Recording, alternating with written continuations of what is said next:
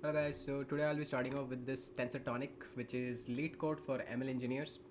So I'll be solving the first problem, which is implement Sigmoid in NumPy. So NumPy, as we all know, it converts scalar values to probability value by applying this function, which ranges from 0 to 1.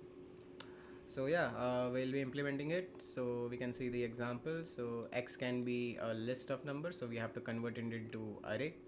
Then in that array, we have to apply this NumPy, apply NumPy operations to do vectorized calculation. Cool. So it's a pretty easy problem. So what we need to do is first we need to ensure that x is array. So np dot array transform x. Then we will simply write the sigmoid function, which is return 1 by 1 plus np exponential of minus of x. Okay, so if I run this, all test case pass. Now if I submit,